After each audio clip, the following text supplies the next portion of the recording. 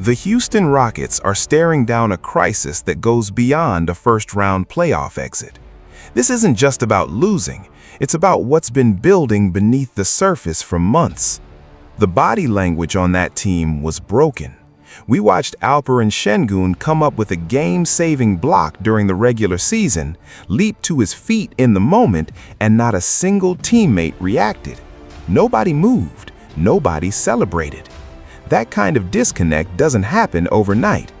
It started gaining momentum after the Kevin Durant burner account allegations resurfaced. What was once speculation has since been all but confirmed, with an inside source revealing that the situation created a significant distraction within the locker room.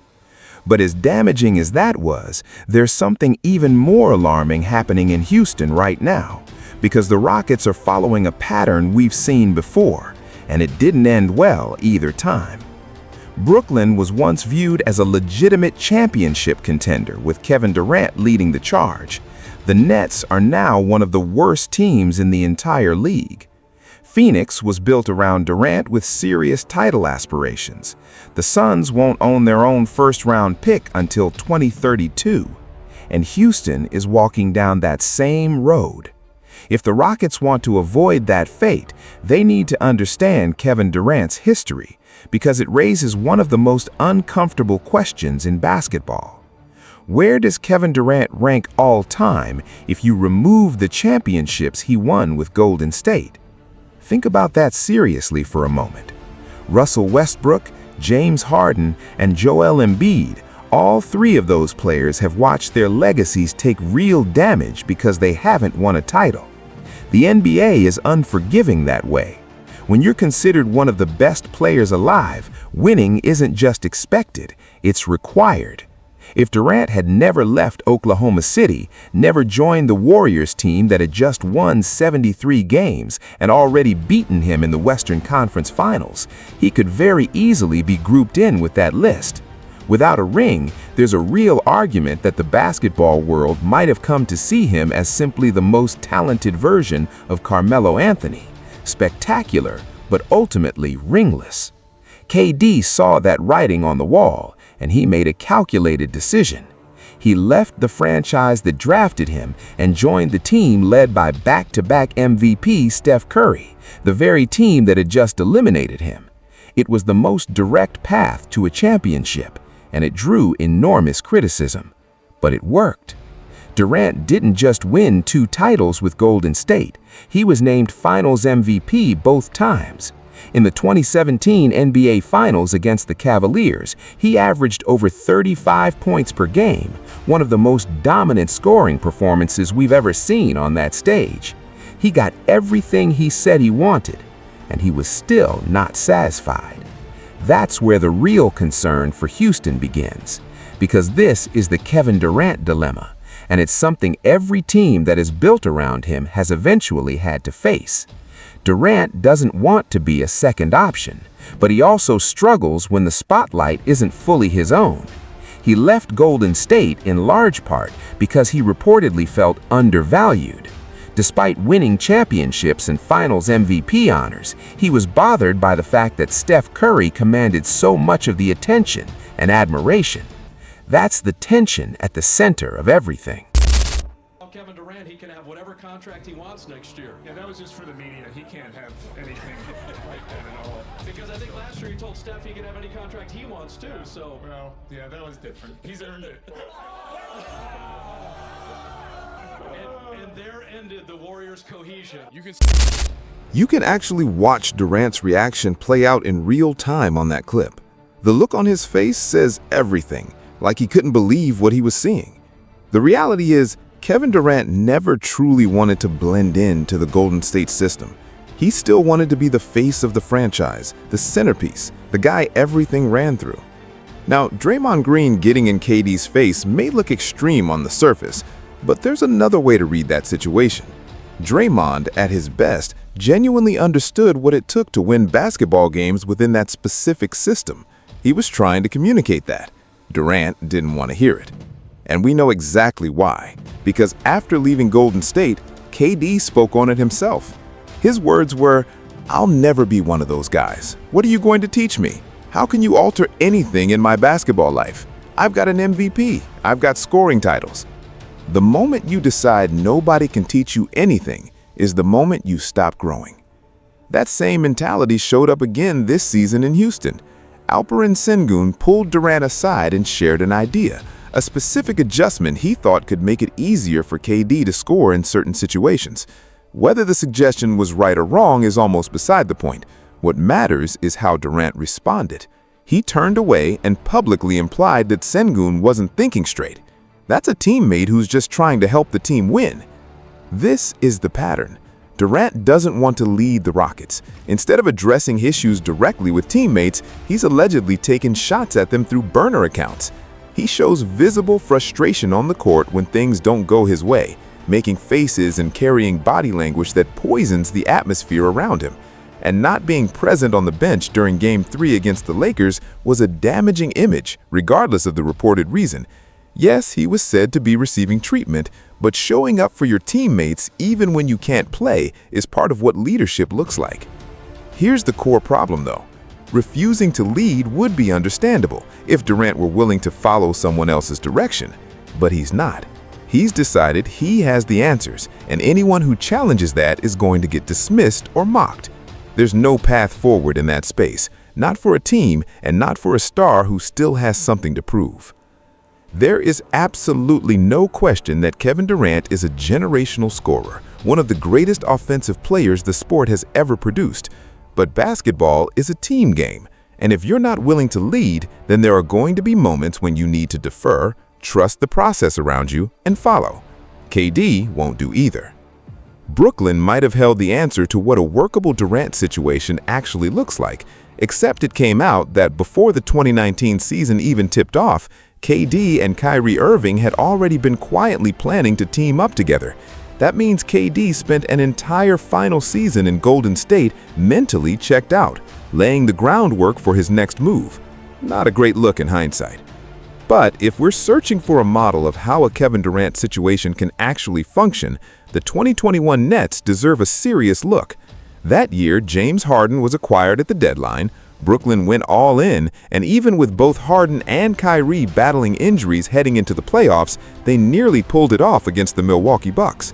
Kyrie went down with a season-ending ankle injury during what became one of the more controversial plays of that postseason.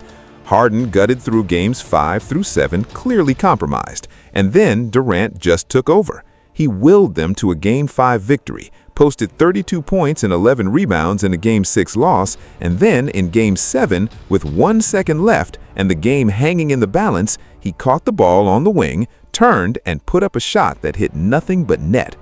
1 second, the building erupted, except his toe was on the three-point line.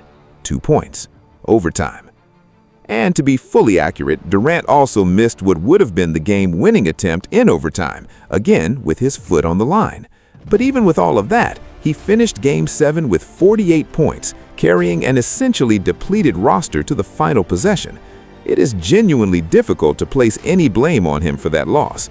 Kyrie would later say that series was the most heartbreaking of his career because he genuinely believed the Nets would have won the championship had he stayed healthy. And honestly, that's hard to argue with. Milwaukee went on to beat Atlanta and then Phoenix after eliminating Brooklyn. With a healthy Kyrie alongside Durant, there's a real case that the Nets advance past both of those teams, which means Durant was that close to winning a title as the undisputed #1 option on a roster. But here's the thing about bad luck in basketball. Good leaders find a way to hold their teams together through it. Bad leaders let it unravel everything around them. 2021 was genuinely unfortunate, yet heading into 2022 season, Brooklyn was still being talked about as one of the favorites to win the title. That optimism didn't last long. The locker room fell apart, James Harden forced his way out and was traded for Ben Simmons, then the Nets were swept by Boston in the first round, a series where a young Tatum averaged 29.5 points and 7.3 assists, while Durant shot 38.6% from the field, averaging around 26 points. Tatum flat out outplayed him. And Durant's response? He went to Nets owner Joe Tsai that summer and delivered an ultimatum: fire the general manager and head coach Steve Nash the same coach Durant himself had reportedly pushed to hire, or he would demand a trade. This is the pattern. When things fall apart, Durant doesn't look inward, doesn't try to fix it from within, he demands out. Yes, Kyrie Irving brought his share of controversy, but Durant chose to play with Kyrie. And worth noting, Kyrie went on to establish himself as the second best player on the Mavericks' 2024 run to the NBA Finals. The partnership wasn't hopeless. Durant simply didn't fight for it. Instead, he forced a trade, and Brooklyn is now paying the price, sitting among the worst teams in the league. At least the Nets didn't mortgage their entire future to get there. The Suns did.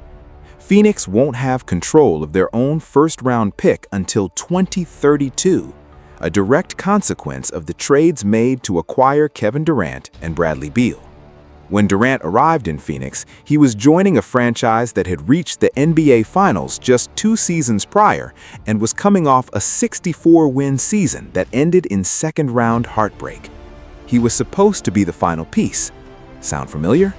With KD on the roster, the Suns lost in the second round, then the first round, then missed the playoffs entirely. And to make it even more painful, without Durant this past season, Phoenix actually climbed back to the 7th seed with Devin Booker and a retooled group around him. During his time there, it was reported that Durant went an entire month without speaking to head coach Frank Vogel. In the burner account leaks, he called Vogel and Booker 2 dictators and claimed the team was credited to him when they lost, but handed to Booker when they won. The dilemma showing up again. Durant didn't want to lead in Phoenix, but he resented that Booker was already the established star of that franchise. So what does Kevin Durant actually want? Last season, as Phoenix was falling apart around him, a return to Golden State was reportedly on the table. Durant blocked it. He held out for the offseason, and when the time came, he wanted Houston.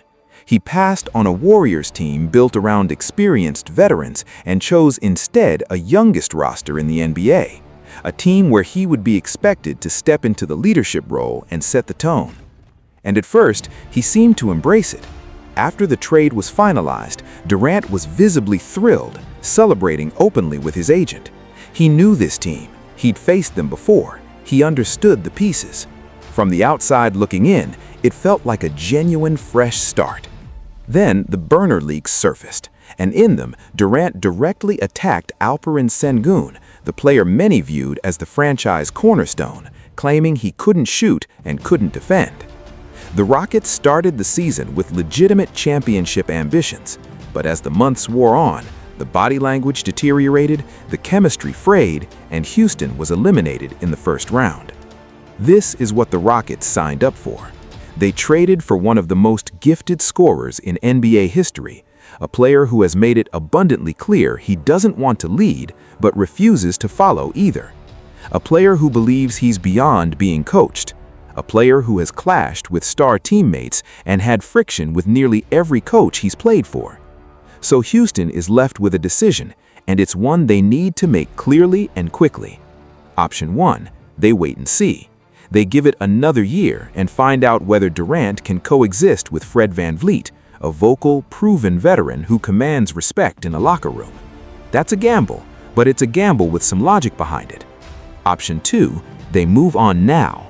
They trade Durant this summer while they can still extract meaningful value in return, before his age and this situation erode whatever leverage they have left. Because the Kevin Durant pattern is playing out once again, right in front of everyone. Brooklyn lived it.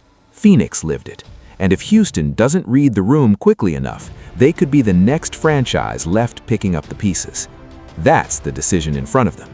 Thanks for watching, and if you made it to the end, the videos on screen right now are ones I think you're really going to enjoy. If you're already subscribed, you already know you're appreciated. We'll see you in the next one.